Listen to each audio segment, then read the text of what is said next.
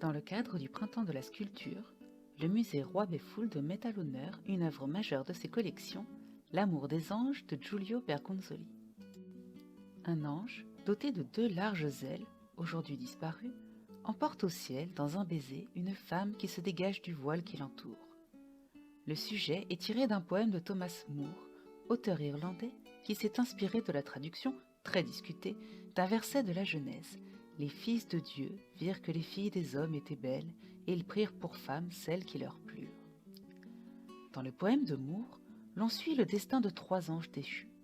Le premier ange, épris de Léa, cède au désir. Le second, épris de Lilith, cède à l'orgueil. Ils sont ainsi condamnés à une vie solitaire et terrestre. Le troisième, l'ange Zaraph, s'est épris de Nama, mais ses intentions sont restées pures. Il l'aime avant tout, car elle est une fidèle servante de Dieu.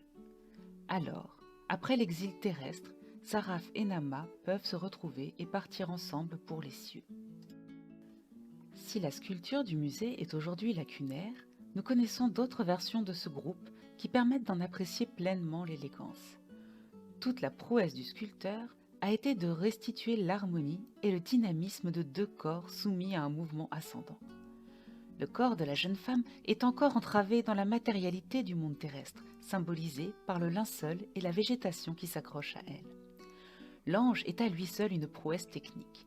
Ses ailes, faisant originellement contrepoids, il ne repose sur rien et semble réellement voler vers le ciel. Le linceul tombant, symbole christique de la résurrection, est associé à l'amour matérialisé par des bouquets de roses. L'amour chaste et sincère ouvre la voie vers la vie éternelle. L'œuvre du peintre et sculpteur italien Bergonzoli fut particulièrement remarquée dès sa première présentation au public en 1865. Bergonzoli était pourtant connu pour un sujet plus controversé. Il avait été accusé d'apologie du terrorisme.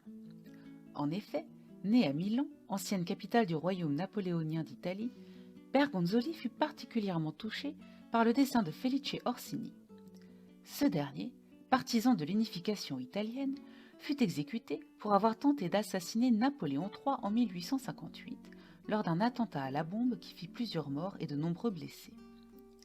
Avant sa mort, Orsini écrivit à l'empereur, lui demandant non sa grâce, mais l'indépendance pour son pays.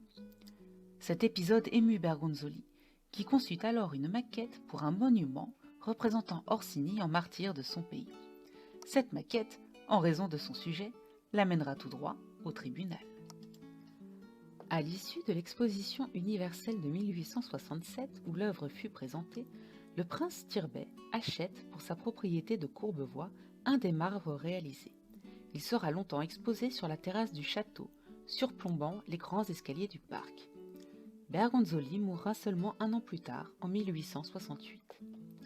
L'œuvre était exposée dans le parc de Bécon jusqu'en 2008, date à laquelle elle est protégée des intempéries et intègre le musée mais sans ses ailes.